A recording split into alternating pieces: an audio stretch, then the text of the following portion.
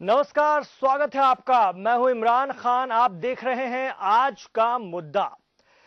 हम थे जिनके सहारे वो हुए ना हमारे, और डूबी जब दिल की नैया तो सामने थे किनारे। ये गीत आपने सुना होगा।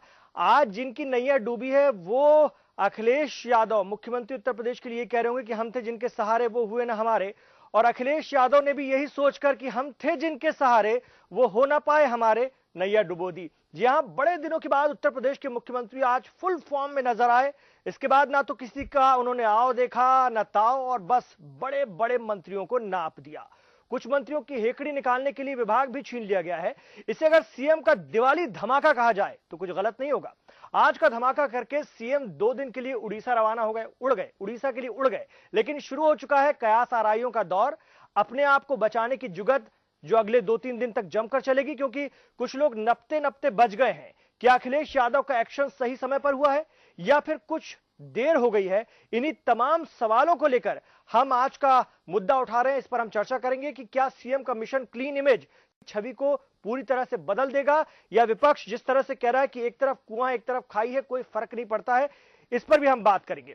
हमारे साथ इस पर बात करने के लिए खास मेहमान भी हमारे साथ होंगे। मैं उनका तारुफ भी आपको यहां करा देना चाहता हूं, उसके बाद हम इस खबर पर चलते हैं। हमारे साथ स्टूडियो में हैं वरिष्ठ पत्रकार डॉक्टर रमेश वर्मा जी, स्वागत है आपका सर। इसके अलावा हमारे साथ होंगे हरीश श्रीवास्तव, बीजेपी से, बीजेपी के वरिष्ठ नेता हैं। मुकेश बहादुर सिंह जी हैं जो कि अखिलेश यादव जी की कोर कमेटी में भी रहे हैं। इसके अलावा चंद्रकिशोर शर्मा है, वरिष्ठ पत्रकार हमारे साथ हैं। और कांग्रेस के सीनियर लीडर कमाल याकूब साहब भी हमारे साथ जुड़ रहे हैं। आप चारों का बहुत बहुत स्वागत है। उत्तर प्रदेश सरकार में जो बड़ा फेरबदल हुआ है उसमें कुल 17 मंत्रियों पर गाज गिरी है। 8 मंत्रियों को तो बर्खास्त कर दिया गया सीधे सीधे। इनमें से 5 कैबिनेट मंत्री और 3 राज्य मंत्री हैं। 9 मंत्रियों के विभाग छीन लिए गए हैं और इस पूरी कार्रवाई को मिशन क्लीन इमेज के आईने से देखा जा रहा है। आइए देखते हैं कौन कौन है वो। के न्यूज की खबर पर फिर से मोहर। बड़े स्तर पर मंत्रिमंडल में हुआ फेरबदल। के न्यूज ने सबसे पहले बताई थी खबर।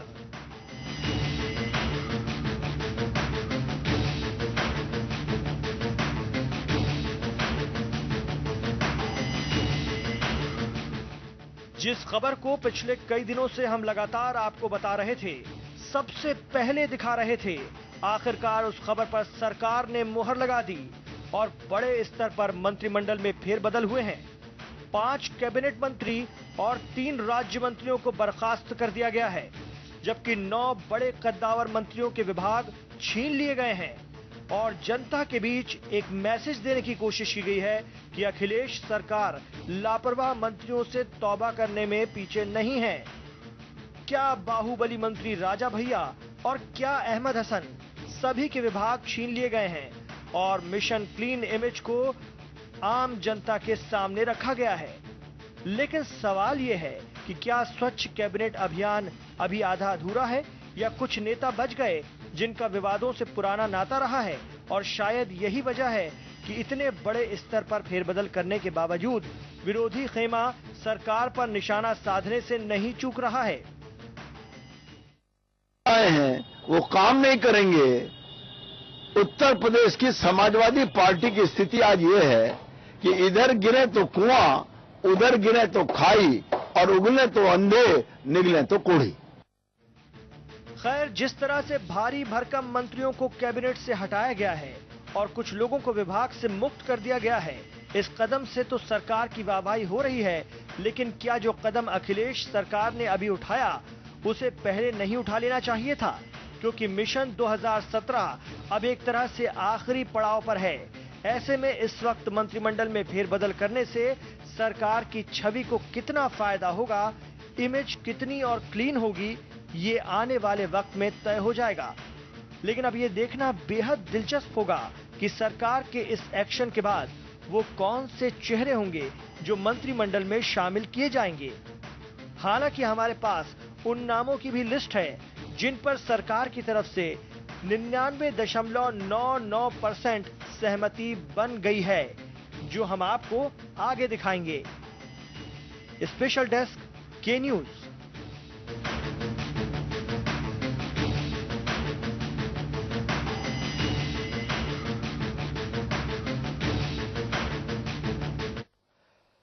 तो नया अवतार अखिलेश यादव का। जी हां, एक तरह से पहली बार मुख्यमंत्री ने अपने स्तर पर यह हिम्मत दिखाई है। हमारे साथ वरिष्ठ पत्रकार रमेश वर्मा जी हैं स्टूडियो में, और यूपी की सियासत पर खास नजर आपकी रहती है। कमांडर इन चीफ के तौर पर आज काम करते दिखे हैं रमेश जी अखिलेश यादव मुख्यमंत्री। लगता है कि वो अपने इस रूप में आ रहे हैं, या ये दिखाने की उन्होंने इस बार कोशिश की है, पहली बार हम कह सकते हैं? हाँ, अगर आप हाल के मुख्यमंत्री के बयानों को सुनिए जी, तो उनकी एक उलझन हमको दिखाई देती थी।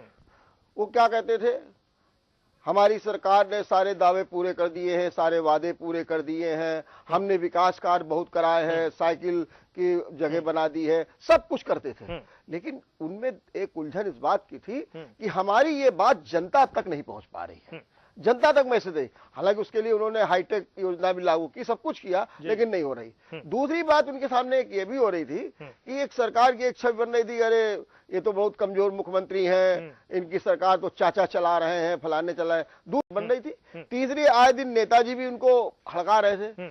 ये एक बड़ी उलझन में थे, और उन्हें 2017 दिखाई भी दे रहा था। तो इस बार उन्होंने अपनी ये दिखाने की कोशिश की है कि नहीं, अब सरकार के बिल्कुल मुखिया हम ही है, हम ही कमांडर है। और उसका एक तरीका आप देखिए, इसमें जितने भी मंत्री हटाए गए हैं, आप इनका जरा एक बार आकलन कर लीजिए, या जिनके विभाग छीने गए हैं, इनकी उम्र सब 55 वर्ष के ऊपर की है। दूसरी चीज, सबसे इंपॉर्टेंट बात यह भी है कि ये वो मंत्री हैं जो मुलायम सिंह जी के सीधे साथ काम करते थे, अखिलेश जी के साथ नहीं काम करते थे, ये उनके साथ में।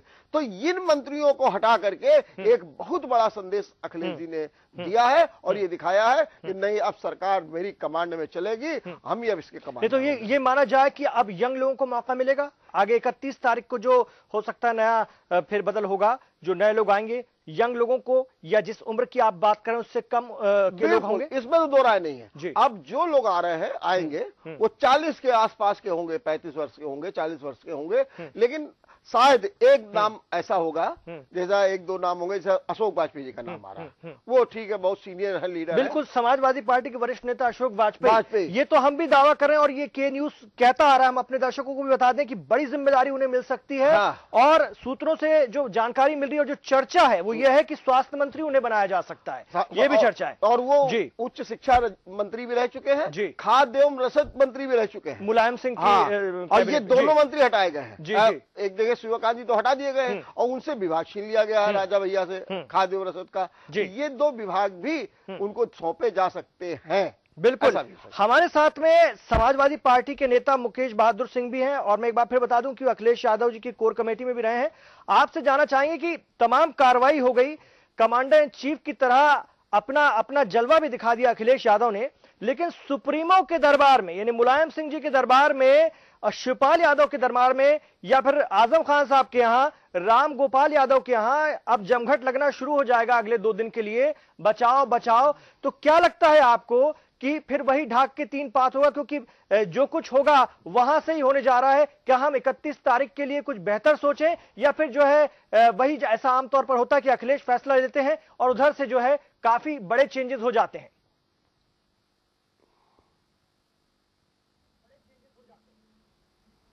देखिए इमरान जी, मैं शुरू से अभी आपकी डिबेट पर देख रहा था कि जो शब्द इस्तेमाल हो रहे थे कि इमेज क्लीन, या अखिलेश जी कमजोर मुख्यमंत्री थे, या अभी रमेश शर्मा जी कुछ कह रहे थे।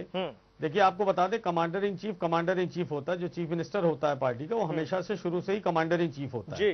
रही बात फैसलों में तब्दीली की या बदलने की, तो कई बार ऐसा होता है कि निर्णय जो बदले जाते हैं उनकी तमाम परिस्थितियां होती हैं, और कमांडर इन चीफ भी डेमोक्रेटिक सिस्टम में कोई कमांडर इन चीफ अकेले काम नहीं करता, उसकी टीम काम करती है, उसके एडवाइजर्स काम करते हैं, वरिष्ठ पार्टी के जो नेतागण होते हैं उनकी एडवाइस पर कमांडर इन चीफ काम करता है। तो हमेशा इस चीज को सकारात्मक तरीके से देखना चाहिए, न कि नकारात्मक तरीके से कि मुख्यमंत्री कमजोर है। मुख्यमंत्री न कभी कमजोर थे, न है, न आगे रहेंगे। लेकिन एक बात, फैसलों में जहां तक की बात है, बिल्कुल मैं आपसे, लेकिन एक बात मैं जरूर कहना चाहूंगा, यहाँ रोकना चाहूंगा, में सबकी सलाह पे काम करते हैं। मुकेश बहादुर जी, मैं यहाँ रोकना चाहूंगा। आप कह रहे हैं कि क्लीन इमेज की जो पूरी जिम्मेदारी है मुख्यमंत्री ने अपने ऊपर उठाई है, और मुख्यमंत्री कमांडर इन चीफ होते हैं, सबकी बात सुनी चाहिए, लेकिन जो क्लीन इमेज के लिए और कुछ किया जाना चाहिए था, या जो लिस्ट जारी होनी थी, उसमें कुछ कमी लग रही है। राम मूर्ति ज्योति वर्मा, बदायूं कांड, पत्रकार को जलाने का आरोप है, बाद में मामला सेटल हुआ। गायत्री प्रसाद प्रजापति, खनन मंत्री, अवैध खनन के आरोप लगे हैं। मनोज पांडे, कैबिनेट मंत्री, दबंगई के आरोप लगे हैं इनके भाई पर। तो इस तरह के लोगों का भी इंतजार किया जा रहा था, उनके नाम सुनने को नहीं मिले। पंडित जी का भी नाम था। जी जी, उनके नाम सुनने को नहीं मिले। इमरान जी, आरोप लगना और आरोप से दोनों में अंतर होता है। और जहां तक बदायूं कांड है उसमें भी आपने देखा है कि फाइंडिंग्स क्या आई लास्ट में। और जहां तक आरोप लगने की बात है, अगर पत्रकार जो शाहजहांपुर का कांड हुआ था उसमें भी उसके बेटे का लास्ट बयान भी आपने देखा ही होगा। जी जी। और जहां तक इमेज क्लीन की बात है, हर सरकार ये चाहती है और अखिलेश जी भी ये चाहते हैं कि सरकार जो है विकासात्मक तरीके से काम करे। और ये इमेज क्लीन नहीं है, पार्टी में बदलाव होना, मंत्रिमंडल में फेरबदल होना, इसको नकारात्मक तरीके से नहीं देखा जाना चाहिए। हो सकता है पार्टी के वरिष्ठ गणों को उनको दूसरी जिम्मेदारियां उनको देने के उसमें हो, क्योंकि आगे 1 साल बाद चुनाव होना है और वरिष्ठ लोगों का ज्यादा सहयोग संगठन के तमाम उनमें लिया जा सकता है। बिल्कुल, तो लेकिन ये बदलाव स्ट्रेटजी का पार्ट हो सकता है। इसको क्यों इस तरीके से नहीं देखना चाहिए कि इमेज क्लीन है। बिल्कुल। बीजेपी के हमारे साथ हरीश श्रीवास्तव हैं। यहाँ मैं गोंडा का जिक्र करना भूल गया, पंडित सिंह इनका भी नाम है। जी जी बिल्कुल, रमेश जी ने भी अभी टोका, उनका नाम मैं जरा भूल गया था। तो इनकी भी कार थी लेकिन उसमें पानी फिरा है। हरीश श्रीवास्तव जी, बीजेपी जिस तरह से यूपी में एग्रेसिव हो रही है, आपको क्या लगता है ये उसी का परिणाम है 2017 की तैयारी को देखते हुए? और आप लोग मानते हैं कि कुछ हद तक आप मानेंगे कि ये जो सुधार होगा उसका कुछ सकारात्मक असर देखने को मिलेगा? कुछ हद तक आप मानेंगे कि ये जो सुधार होगा उसका कुछ सकारात्मक असर देखने को मिलेगा?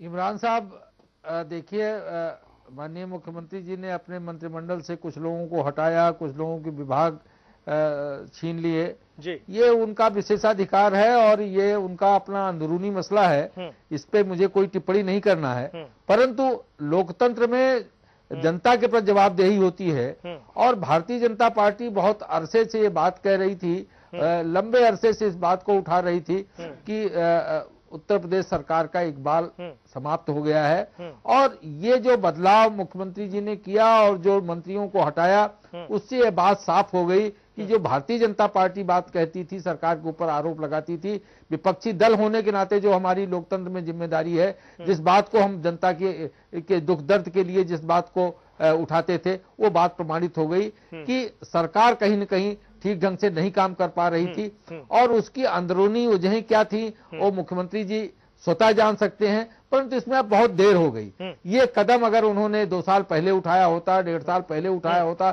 तो हो सकता है वो अपने सुधारात्मक एजेंडे में कुछ सफलता प्राप्त कर सकते थे।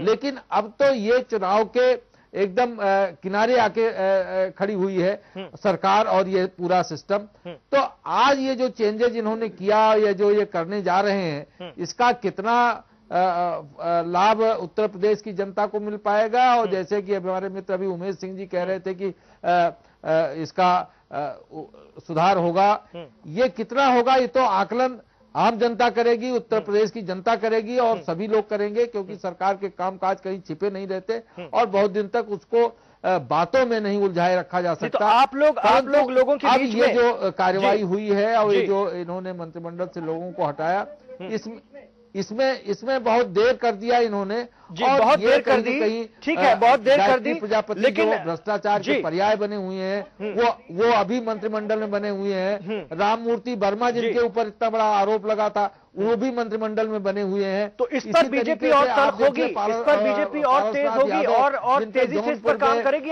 एक महिला ने जमीन को लेकर के तमाम बार आरोप लगाए, ऐसे तमाम लोग मंत्रिमंडल में अभी बने हुए हैं जी। तो आप इससे क्या अंदाजा लगा सकते हैं कि कितना इसका लाभ सरकार को मिलेगा? कमाल याकूब साहब भी हमारे साथ हैं, कांग्रेस के वरिष्ठ नेता हैं। कमाल याकूब साहब, ये जो टीम थी ये सीएम की पुरानी टीम थी, शुरू से 3-3.5 साल हो रहा है। अचानक से पोस्टमार्टम जो हुआ इसका या सर्जरी जो हुई, उसको आप किस तौर पर देखते हैं? इस वक्त क्या ये जायज थी जो बीजेपी कह रही कि हम जो बात उठा रहे थे उसका खौफ दिखा सीएम में और उन्होंने ये बदलाव किया? आप इसको किस तरह से देखते हैं?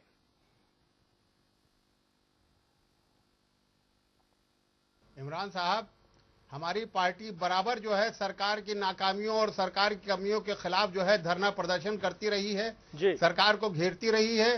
तमाम जो है घेराव किए गए, विधानसभा का घेराव किया गया, धरना प्रदर्शन किया गया, तमाम जो है एजिटेशन हमारी पार्टी, हमारे प्रदेश अध्यक्ष माननीय निर्मल खत्री जी के नेतृत्व में और अखिल भारतीय महामंत्री मधुसूदन मिस्त्री जी के नेतृत्व में बराबर जो है हम सरकार की कमियों को उजागर करते रहे हैं। सरकार की कमियों के खिलाफ हम जो है धरना प्रदर्शन करते रहे हैं, लेकिन फिर भी काफी वक्त हो गया।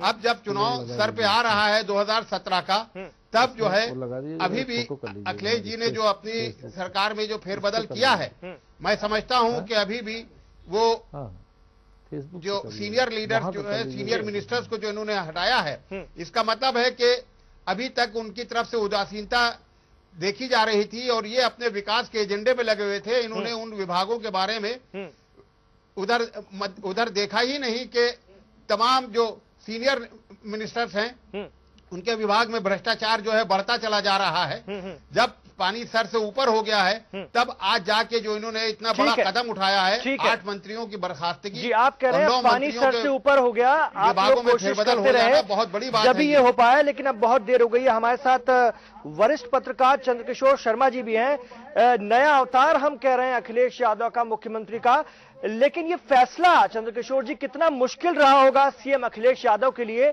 आप इसको किस तरह से क्या महसूस करते हैं?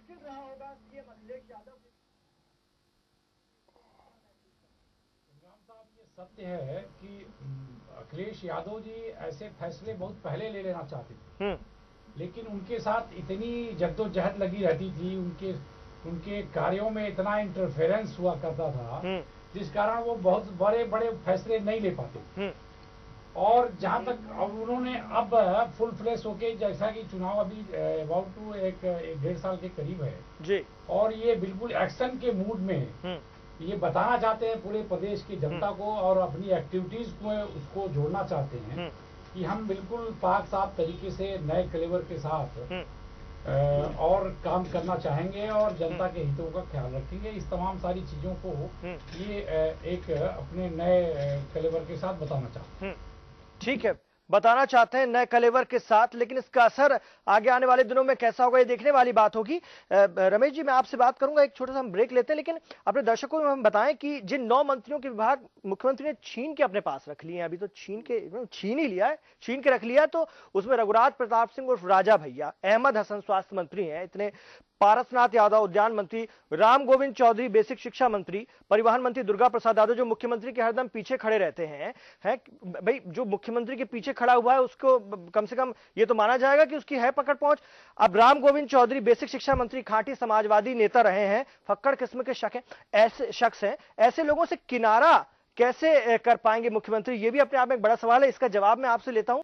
तो अखिलेश यादव मुख्यमंत्री उत्तर प्रदेश का मिशन क्लीन इमेज शुरू हो चुका है और एक बड़ा फेरबदल जिसकी तैयारी शुरू हो चुकी है, 31 तारीख को देखने के लिए भी मिल जाएगा।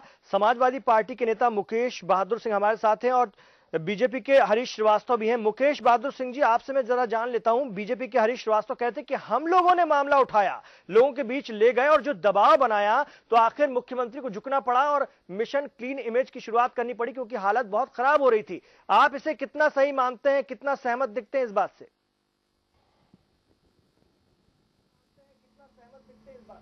देखिए इमरान साहब, कौन सा मुद्दा उठाया भारतीय जनता पार्टी में, ये तो मैं नहीं समझ पाया जो हरीश जी कह रहे थे। जहां तक मिशन क्लीन की बात है, ये हम लोग अंतिम 1 साल 1.5 साल बचे हुए चुनाव के लिए, ये मैं बार बार आपको कह रहा हूं कि ये स्ट्रेटजी का हिस्सा होता है। किसी चुनाव में जाने से पहले तमाम तरह की रणनीति बनानी पड़ती है, नए लोगों को मौका देना पड़ता है, क्योंकि कार्यकर्ता नए लोग आते हैं तो नई सोच आती है, अलग अलग सबके काम करने का तरीका होता है। और पार्टी के जो वरिष्ठ नेतागण जिन पर आप बार बार कह रहे हैं कि उनके विभाग छीन लिए गए या उनको निकाल दिया गया, तो आप उसको उस तरीके से क्यों देखते हैं? क्यों नहीं उसको आप सकारात्मक तरीके से देखते हैं कि उनको हो सकता है संगठन में बड़ी जिम्मेदारी दी जा रही हो, या हो सकता है उनको दूसरी जिम्मेदारियां दी जा रही हो।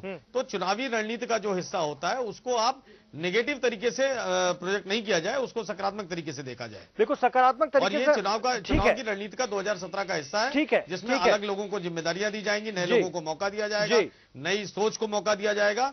और जी ठीक है, हम सकारात्मक तरीके से देखते हैं। रमेश जी से हम बात करते हैं। मैं आपको बार बार उसी बात को रिपीट करता हूं। बिल्कुल, मैं आपके पास लौटूंगा। रमेश जी, आपसे जानना चाह रहा हूं कि जो ये कह रहे हैं कि सकारात्मक तरीके से देखिए, जिन लोगों को हटाया गया उन पर भी ऐसे कोई सीधे बड़े चार्ज तो नहीं थे, तो और खास तौर से जो 9 लोगों के विभाग छीने गए हैं, जो वरिष्ठ हैं, जो पावरफुल हैं, आपको क्या लगता है उन 9 लोगों को और बड़ी मजबूती के साथ 31 तारीख को लाया जाएगा या फिर कुछ बड़ा फेरबदल होगा? देखिए, मुकेश जी की बात से हम सहमत हैं, सकारात्मक बात कर रहे हैं। अब देखिए, मुलायम सिंह जी कब से कह रहे हैं सुधर जाओ, सुधर जाओ, सुधर जाओ। उन्होंने अपने मंच से मुख्यमंत्री जी को तक को कहा कि आपके देखिए क्या कर रहे हैं। मैंने बड़ी शर्मिंदगी हुई। हालांकि उन्होंने कहा मेरे पिताजी हैं और मेरे राष्ट्रीय अध्यक्ष हैं, लेकिन फिर भी कहीं ना कहीं उलझन हुई अखिलेश जी को। और उसके बाद सुधर जाओ, तो जब देखा कि नहीं ये सुधर रहे हैं, तो ये सुधरने की एक प्रक्रिया शुरू की गई है। लेकिन बड़ी देरी नहीं हो गई? देरी हो गई है, देरी हो गई है, लेकिन ये एक डैमेज कंट्रोल है एक तरीके से। ये डैमेज कंट्रोल है कि जो है उसको कैसे प्राप्त किया जाए। अब जहां तक ये मंत्रियों की बात है, तो अब इन्हें सरकार भी चलाना है। जैसे आप अभी कह रहे थे कि राम मूर्ति जी को नहीं हटाया, पंडित जी को नहीं हटाया, उनको नहीं हटाया, तो सरकार चलानी है। अब सरकार चलाने के कारण इनको अपने जाति, धर्म और सबके समीकरण भी देखने हैं, स्थानीय पॉलिटिक्स भी देखनी है। आपने कहा प्रजापति को नहीं हटाया तो भी, तो ये सारा अब वोट बैंक भी देखना है। अब देखिए 31 अक्टूबर को भारतीय जनता पार्टी सरदार पटेल सिंह को लिए घूम रही थी, दौड़ लगा रही है, तो उन्होंने कहा हम छुट्टी घोषित किए दे रहे। मैंने सब कुछ हो रहा है, सब कुछ हो। अब जो ये नए मंत्रियों जो आप बात कर रहे हैं, मैं आपको बता रहा हूं कि ये मंत्रियों को रखना इनकी मजबूरी भी कुछ है, क्योंकि अपने समीकरण के हिसाब से। लेकिन मैं मानता हूं कि ये जो 9 मंत्री हैं जिनके विभाग छीने गए हैं, इसमें से 6 मंत्रियों को तो महत्वहीन विभाग कर दिया जाएगा। अच्छा, हाँ, इनको महत्वहीन दे करके, और 3 मंत्रियों को थोड़ा बहुत तो रखा जाएगा, लेकिन 6 मंत्री इसमें ऐसे हैं जिन्हें महत्वहीन किया जाने वाला है। ये और जो नई आ रही है खेप, उनमें से उन लोगों को, जैसे अशोक वाजपेयी का नाम चल रहा है, SR यादव जी का नाम चल रहा है, अशोक मलिक जी का नाम चल रहा है, इनमें से इन लोगों को, क्योंकि ये नए चेहरे होंगे, इनमें काम करने का उत्साह होगा, क्योंकि ये जितने भी लोग थे ये बड़े लो प्रोफाइल में चले गए। बिल्कुल। कमाल याकूब साहब से पूछ लेते हैं, सीनियर कांग्रेस के लीडर हैं, नए चेहरों को जोड़ने से कुछ नई छवि बनेगी जो आगे 2017 में फायदा दे पाएगी समाजवादी पार्टी को?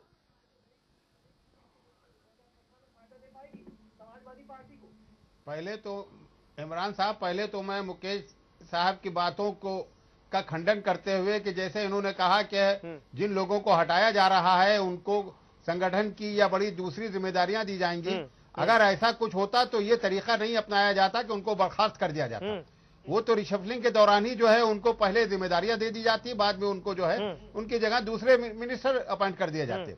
लेकिन जिस तरह बर्खास्त करना और उनके दूसरे मंत्रियों के विभाग छीन के अपने पास रख लेना, इससे साफ जाहिर होता है कि मुख्यमंत्री जो थे वो किसी तरह से बहुत दबाव में थे, प्रेशर में थे कि इनके खिलाफ कोई कार्रवाई कर नहीं पा रहे थे, और वो समझ रहे थे कि हमारी सरकार की बदनामी हो रही है, हमारी सरकार जो है वो जनता के नजरों में जो है वो उसकी छवि गिर रही है। लेकिन वो क्योंकि ये सीनियर लोग थे, पुराने थे, मुलायम सिंह जी के जमाने के उनके साथ के थे, उनके खिलाफ कोई एक्शन नहीं ले जा पा रहे थे। जी बिल्कुल, आज ही आ गए थे और ये कदम उठाना पड़ा 3.5 साल बाद। कहते थे मंच के ऊपर सुधरने के लिए वो इनडायरेक्टली इन मिनिस्टरों को ही कहा करते थे। जी हरीश श्रीवास्तव जी, आगे की जो पोजीशन है, अब ये नहीं कहा जा सकता कि इन 1.5 साल में जो नए मंत्री आएंगे वो कितने तजर्बेकार होंगे, किस तरह जनता में जाके अपनी मंत्रिमंडल की छवि को सुधारेंगे, हरीश जी किस तरह अपने संगठन की छवि को सुधारेंगे। जी बिल्कुल, बात को अभी इसके बारे में कुछ कहा नहीं जा सकता, इस बात के लिए कुछ कहा नहीं जा सकता। लेकिन हरीश जी, अभी मुकेश जी कहते हैं कि थोड़ा सकारात्मक सोचिए। आप लोग, हम आपसे भी पूछेंगे कि आप सकारात्मक थोड़े क्यों नहीं हो जाते? जिन दागी मंत्रियों को छोड़ा गया है उनको लेकर के आप क्या कहेंगे? आप क्या इस पूरे मामले को सकारात्मक तरीके से देख रहे हैं? क्योंकि सकारात्मक रहना चाहिए जिंदगी में। इमरान साहब, मैंने पहले ही कहा कि हम सब उत्तर प्रदेश के नागरिक हैं, उत्तर प्रदेश में रहते हैं जी। और उत्तर प्रदेश में अगर कानून व्यवस्था गड़बड़ है या विकास के कार्य नहीं हो रहे हैं या बिजली पानी की समस्या है, तो हर नागरिक उससे रूबरू होता है। हम तो सकारात्मक दृष्टि से ही देखना चाहते हैं। हम तो चाहते हैं कि उत्तर प्रदेश में बेहतरी हो, उत्तर प्रदेश का विकास हो, उत्तर प्रदेश की कानून व्यवस्था चुस्त दुरुस्त हो। हम तो अपना जो लोकतंत्र में जो विपक्ष में बैठने के नाते, जो विपक्षी दल होने के नाते, जो लोकतंत्र के प्रति हमारा, जनता के प्रति जो हमारा कर्तव्य है, उस कर्तव्य के नाते हम ये बात कहते हैं। और मैंने आपसे कहा कि ये उनका प्रोरोगेटिव है कि वो किसको रखें और किसको हटाएं, परंतु जवाबदेही होती है जो भी नहीं, वो ये मान नहीं रहे ना कि बीजेपी का या विपक्ष का दबाव था, तो या जिस तरह से इमेज खराब हो रही थी मंत्रियों की, वो ये सब बातें नहीं मान रहे हैं। वो कह रहे हैं ये चेंज सकारात्मकता के लिए है और संगठन और बेहतरी के लिए है।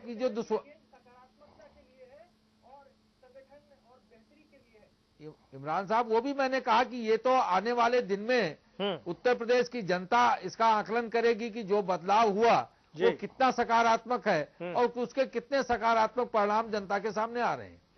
अगर कानून व्यवस्था चुस्त दुरुस्त होती है, अगर विकास कार्य को गति मिलती है, अगर बिजली, पानी या स्वास्थ्य सेवाएं, ये जो रोजमर्रा जिनसे आदमी आमजन रूबरू होते हैं, उसमें बेहतरी होती है, तब तो आप समझें कि इसमें कुछ सकारात्मक सुधार हुआ। अन्यथा अगर ये केवल एक चर्चा में आ गए कि कुछ लोग हटे, कुछ लोग नए आए, कुछ दिन तक ये सब व्यवस्थाएं ऐसे लोगों को एक आशा भरोसा बनेगा कि हाँ साहब नहीं, अब नए मंत्री आए, कुछ नया करेंगे, तो ये अगर इस तरह से होता है तो फिर इसका कोई मतलब नहीं रह जाएगा और जो हालात हैं वो हालात जस के तस बने रहेंगे। जस के तस हालात बने रहेंगे। हमारे साथ चंद्रकिशोर शर्मा भी हैं। चंद्रकिशोर जी, 3.5 साल से ये लोग काम कर रहे थे साथ में। अभी 3 दिन पहले रामगोपाल यादव मुलायम जी से मिले थे, मुलायम सिंह जी से, और उसके बाद अखिलेश यादव के साथ मिलकर ये सर्जरी हुई है। हम जरूर कह रहे हैं कि Akhilesh Yadav commander in chief हैं, अपने दम पे पहला उनका फैसला, लेकिन कहीं ना कहीं इसमें वरिष्ठ नेताओं की भी सहमति है। तो क्या लगता है, जब सहमति है तो आगे जाकर के कुछ लोगों को बचाने की प्रक्रिया या फिर वही चीजें जो कि समाजवादी पार्टी को लेकर के और समाजवादी पार्टी की सरकार को लेकर कही जा रही है विपक्ष की तरफ से, वही सब देखने को मिलेंगी या वाकई अब जो है स्ट्रिक्टली इस पर काम होगा?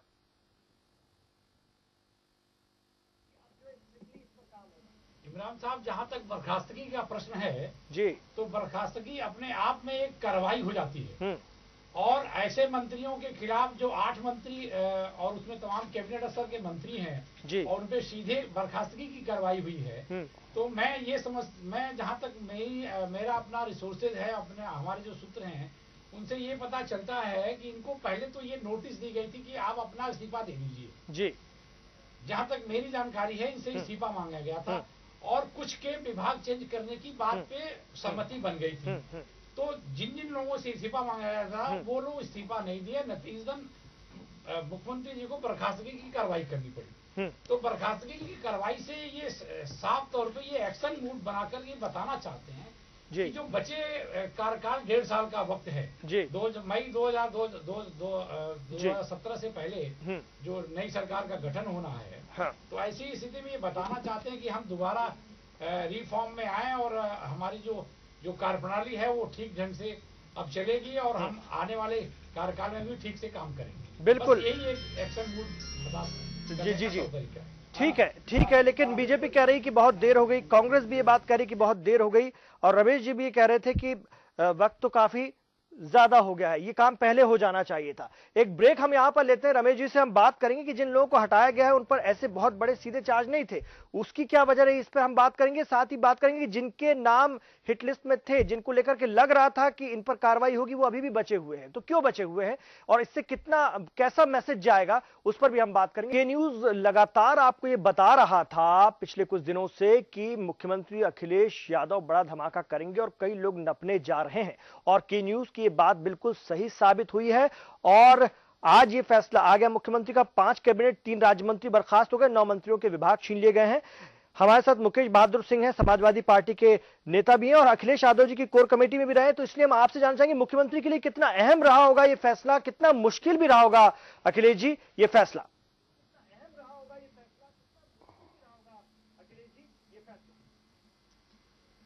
देखिए इमरान साहब, फैसले सभी महत्वपूर्ण होते हैं, चाहे वो अनुशासन से संबंधित हो, चाहे मंत्रिमंडल से संबंधित हो और चाहे विकास से संबंधित हो। थोड़ी देर पहले कमाल साहब कह रहे थे और उसी बात को आगे शर्मा जी ने बढ़ाया था कि बर्खास्तगी जो है कार्रवाई की श्रेणी में आती है। कई बार क्या होता है कि जब आप इस तरह की कार्रवाई करते तो उस समय आप किसी प्रकार के राजनीतिक दबाव से आप बचना चाहते हैं, तो सभी पार्टी में वरिष्ठ थे और उनको कहा गया इस्तीफा देने के लिए। और कई बार ऐसा होता है कि चारों तरफ से लोग दबाव इस्तेमाल करते हैं, इसलिए इस प्रकार की प्रक्रिया को कई बार अपनाया जाना चाहिए। एक बात तो हो गई। दूसरी बात, जो भारतीय जनता पार्टी से हमारे साथी भाई हरीश जी कह रहे थे कि जनता जो है वो 2017 में आकलन करेगी।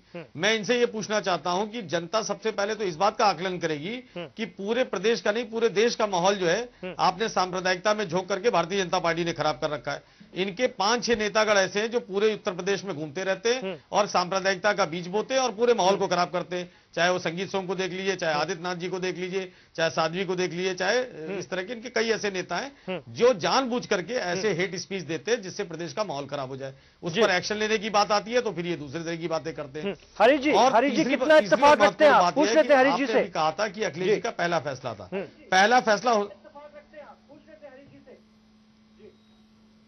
इमरान साहब, मैं इस बात से बिल्कुल इत्तेफाक नहीं रखता कि बीजेपी कोई सांप्रदायिक माहौल पैदा करती है। ये जो लोग, चाहे कांग्रेस की बात हो या समाजवादी पार्टी की, जो सरकारें अपने काम में फेल होती हैं वो उनको सबसे आसान तरीका लगता है कि वो भारतीय जनता पार्टी को गाली देना और भारतीय जनता पार्टी को इस तरह के आरोप लगाना कि वो सांप्रदायिक माहौल बनाती है। आप देखिए कि अखिलेश जी की ये सरकार 3.5 साल की हो रही है और इसमें करीब 300-350 से ऊपर सांप्रदायिक घटनाएं पूरे प्रदेश में घट चुकी। जो आजम साहब जो जिस तरह के बयान दे करके और जिस तरह के तफरका पैदा करने की बात करते हैं, जिस तरह की इस तरह के तनाव के माहौल को बनाते हैं, जिस तरह के विवादास्पद बयान देते हैं, उस पे हमारे मित्र उमेश जी ने कोई चर्चा नहीं की। तो ये बात तो सरकार की जो एडमिनिस्ट्रेशन की फेल्योर है, सरकार की जो फेल्योर है, उसकी तोहमत भारतीय जनता पार्टी के ऊपर लगाना ये कतई उचित बात नहीं है। कमाल साहब भी हमारे साथ है। कमाल साहब, आपने दोनों को सुना, अपने कानून आपकी प्रतिक्रिया भी चुस्त दुरुस्त करें। आपने दोनों को सुना।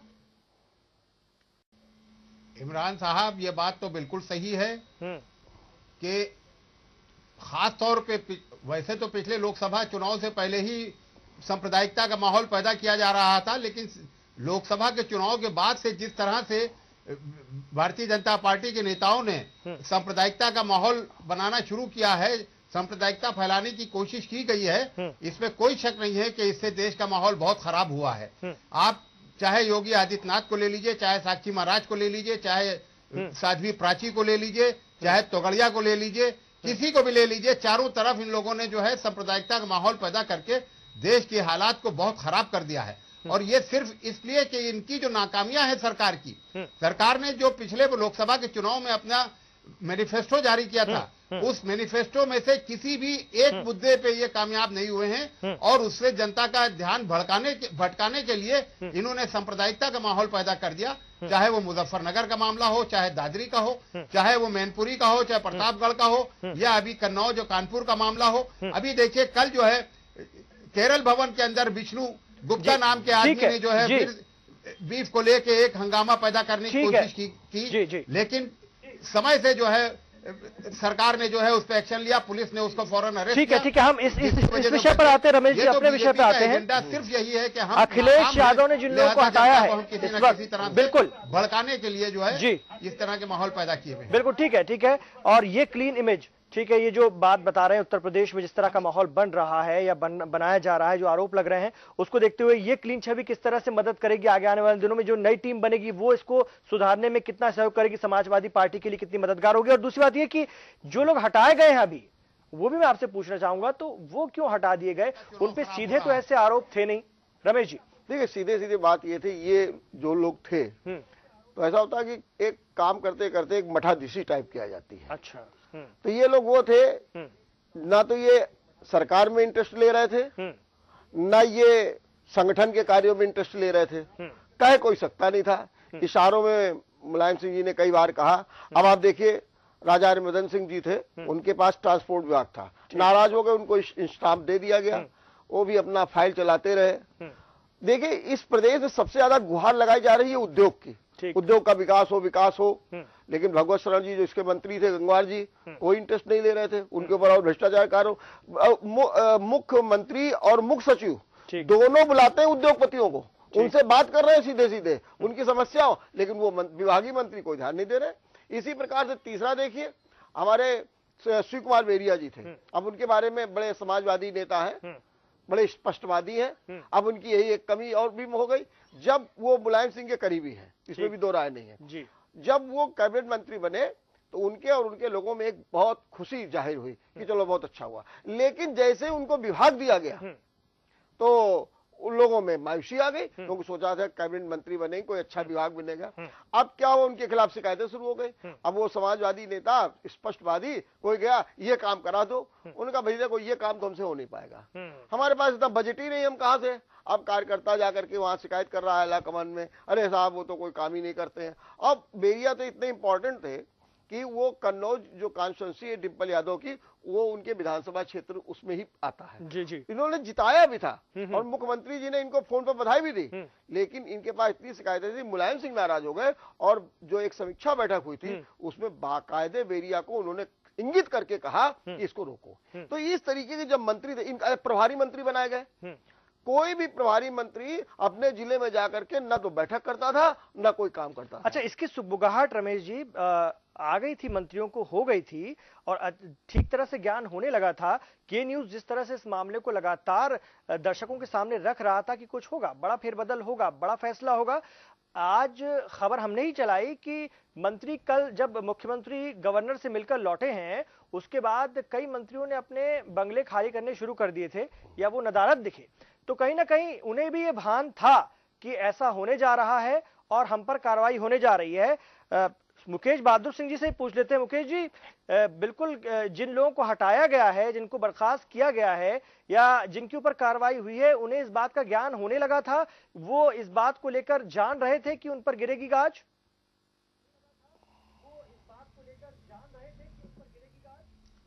देखिए इमरान साहब, मैं डॉक्टर रमेश वर्मा जी की बात से इत्तेफाक थोड़ा सा रखता हूं, क्योंकि कई बार क्या होता है, जब आपको कोई बड़ी जिम्मेदारी दी जाती है, आप किसी विभाग के आप मंत्री बनाए जाते हैं, तो आप करना पड़ता है और आपको ये देखना पड़ता है कि जो आपकी मंत्रिमंडल का मुखिया है, जो प्रदेश का मुखिया है, चीफ मिनिस्टर, आपको अपनी पेस भी उसी की पेस के साथ बनानी पड़ती है। अगर आपके मुखिया, आपके चीफ मिनिस्टर ये चाहते हैं कि प्रदेश का चारों तरफ विकास हो, तो और जिस स्पीड से हो, तो हर विभाग के मंत्री जब तक उसमें कंट्रीब्यूट नहीं करते हैं तब तक उस पेस में डेवलपमेंट नहीं हो सकता। तो कई बार अंडर परफॉर्मेंस हो जाती है। तो कई बार पिछले 3.5 साल में जो आदरणीय नेताजी बार बार इस पर गंभीर चिंता वो दिखा रहे थे, वो इसी बात की थी कि अगर मुख्यमंत्री जी विकास चाहते हैं तो सारे मंत्रियों को उनके साथ में पेस से पेस मिलाकर के चलना चाहिए और प्रदेश का डेवलपमेंट करना चाहिए। तो कई बार जो ये बदलाव हुआ है उसको उस नजरिए से भी देखिए। बिल्कुल, अगर लेकिन हरीश जी, मुकेश जी, माफ कीजिएगा मुकेश जी, तो हमारी जिम्मेदारियों को बदल दिया जाना चाहिए। 3.5 साल में भी अगर समन्वय न बन पाए या 3.5 साल में भी वो पेस ना आ पाए, तो फिर मतलब क्या आता है?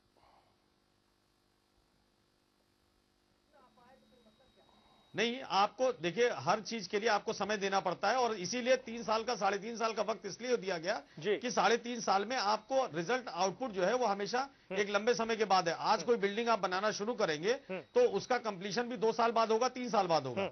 तो जो बड़े वादे होते हैं, जो बड़े विकास के मुद्दे होते हैं, उनमें समय लगता है और 3 साल का समय देखा गया। उसके बाद चीफ मिनिस्टर ने उसका इवैल्यूएशन किया, असेसमेंट किया और जो अंडर परफॉर्म कर रहे थे या जो जिनको दूसरी जिम्मेदारियां दी जानी थी, उस पर यह बदलाव हो गया। इसमें कोई ऐसी चिंताजनक बात नहीं है कि कोई मिशन क्लीन इमेज है। इसमें तो मैं तो इस तरीके से देखता हूं कि हाँ, विकास के लिए, प्रदेश के लिए स्ट्रैटेजी चेंज करके अगर कोई अंडर परफॉर्म कर रहा है तो उसको दूसरी जिम्मेदारी दे दी जाए। बिल्कुल हरीश जी, आप इसको समन्वय की कमी के तौर पर देखते हैं और आप इस बात को लेकर के आगे जाएंगे, लोगों के बीच जाएंगे?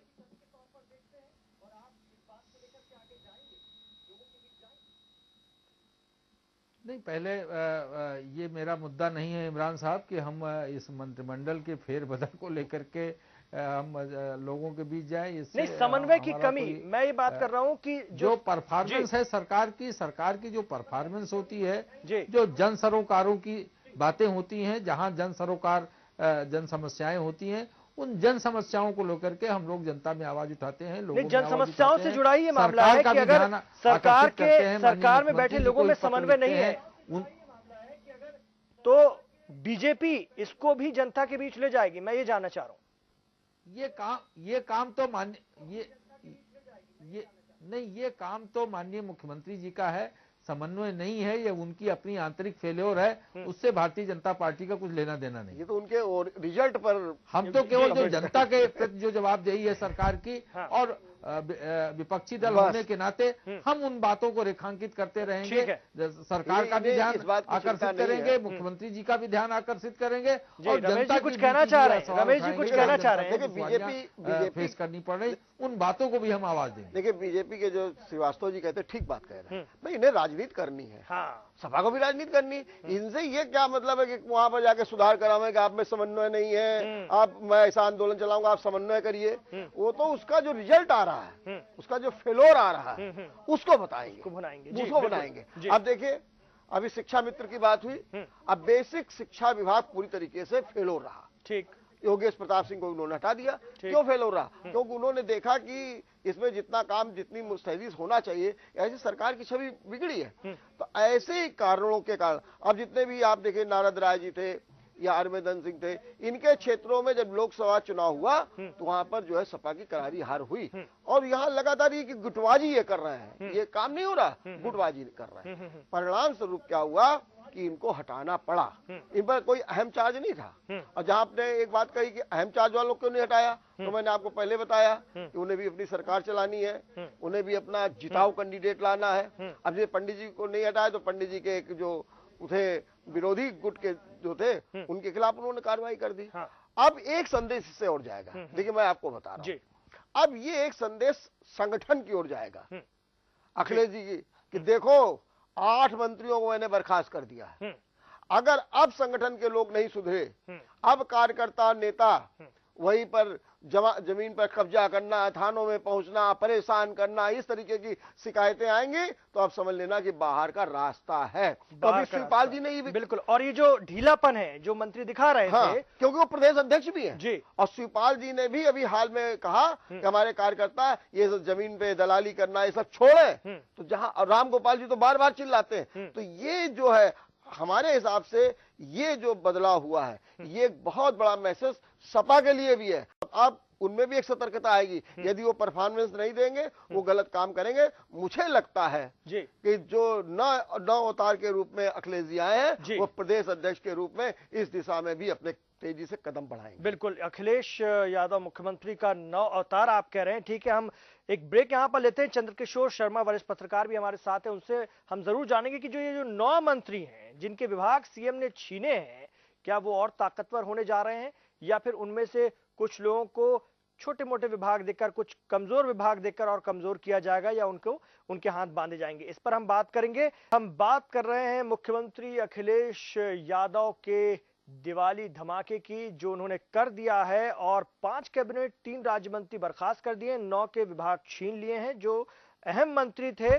और उसी को लेकर मैं बात करूंगा डॉक्टर चंद्रकिशोर शर्मा जी से, वरिष्ठ पत्रकार हैं। आपको क्या लगता है इन 9 मंत्रियों, जिसमें राजा भैया हैं, अहमद हसन है, पार्श्वनाथ यादव हैं, राम गोविंद चौधरी हैं, इनके हाथ और मजबूत करने जा रहे हैं मुख्यमंत्री, या फिर इनमें से कुछ पर किसी कार्रवाई के चलते ही कमजोर विभाग देकर के इनके हाथ बांधे जाएंगे?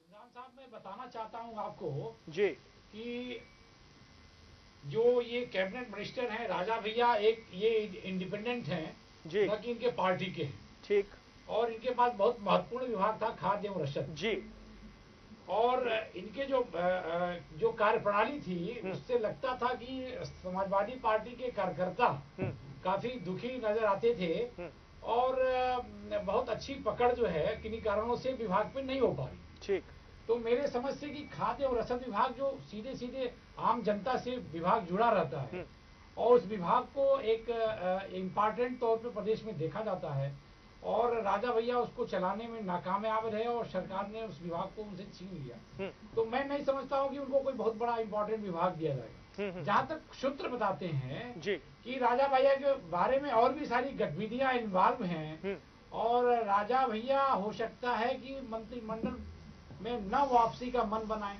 ये भी सारी चीजें आ सकती हैं। अभी तो आज ही ये प्रकरण शुरू हुआ है जी। और जहाँ तक महबूब अली साहब और हमारे अहमद हसन साहब का मसला है जी, अहमद हसन साहब एक ब्यूरोक्रेट अंदाज से विभाग को चलाने की कोशिश किया था, लेकिन लचर व्यवस्था, जैसे कि एज फैक्टर का भी बड़ा एक योगदान रहता है किसी कार्यप्रणाली में जी, तो मेरे समझ से उसका एक इम्पैक्ट और इफेक्ट जो है अहमद हसन के साथ, विभाग के साथ मिलता रहा, जुलता रहा, जिसके कारण उनकी पकड़ बहुत अच्छी नहीं हो पा रही। बाहुबली के बारे में मैं बताना चाहता हूँ। बाहुबली के बारे में आप सीधे तौर पे जानते हैं, जब वो इस बार भी जब वो चुनाव जीते थे तो खुलेआम अपने शहर में उन्होंने उनके जब प्रदर्शन हुए, जीत की खुशी मनाई जा रही थी, तो सरेआम उस प्रदर्शन में गोलियां चल रही। तो लाइन ऑर्डर के मुद्दे पे महबूब अली और बेबाक होके बोलना और किसी अधिकारी से आउट ऑफ वे जाके बात करना, ये उनकी आदतों के शुमार में माना जाता रहा जी। तो ऐसी स्थिति में मेरे ख्याल से महत्वहीन विभाग ही बहुत इसके बाद महत्वपूर्ण विभाग था, माध्यमिक शिक्षा था उनके पास, लेकिन मैं नहीं समझता कि उनको इससे भी ज्यादा कोई महत्वपूर्ण विभाग मिलना चाहिए। बिल्कुल। कमाल याकूब साहब, आपसे भी पूछना चाहूंगा मैं कि इतना आसान होगा मुख्यमंत्री का अपने इन सीनियर, अपने इन अहम नेताओं से किनारा करना?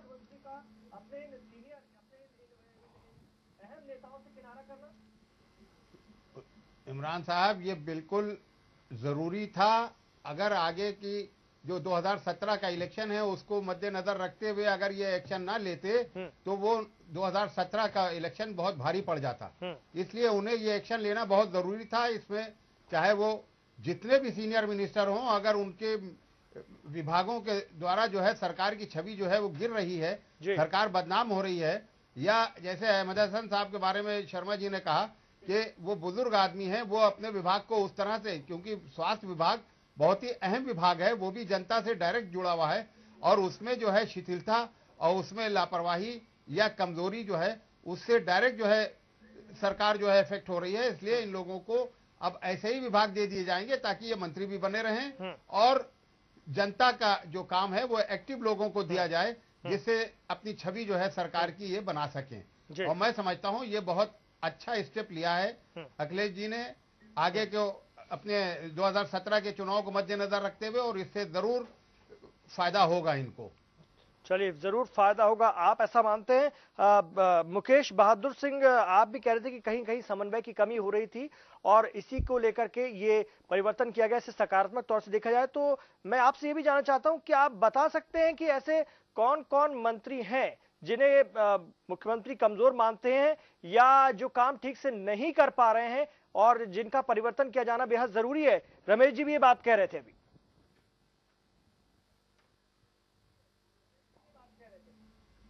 देखिए, मैं आपकी बात का जवाब देने से पहले थोड़ी देर पहले हमारे साथी हरीश भाई ने कहा था कि हमारी पार्टी में, समाजवादी पार्टी में आंतरिक समन्वय की कमी है।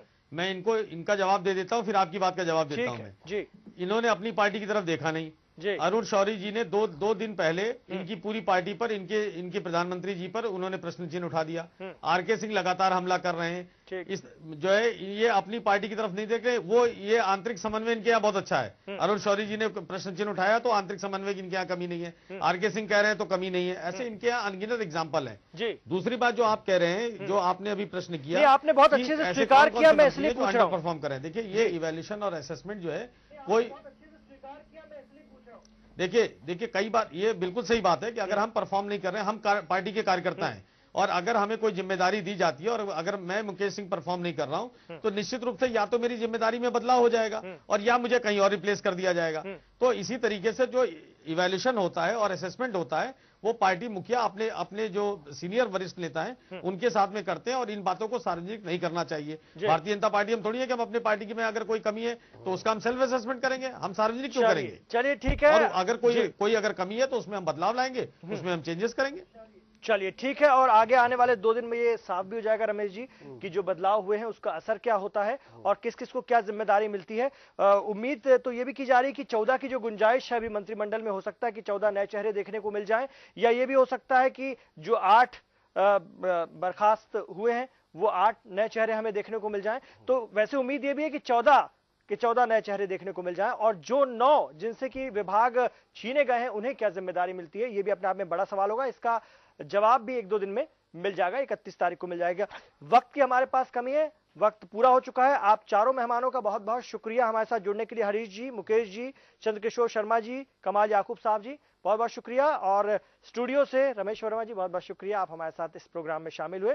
तो अखिलेश यादव मुख्यमंत्री उत्तर प्रदेश ने एक बड़ा अपना फैसला लेकर दिखा दिया है। अब देखना यह है कि इसका असर कितना आगे होता है और 2017 में समाजवादी पार्टी को चुनाव में इसका फिर कितना असर, कितना फायदा देखने के लिए मिलता है। इस खास पेशकश में फिलहाल इतना ही। हमारी पूरी टीम को दीजिए इजाजत। नमस्कार।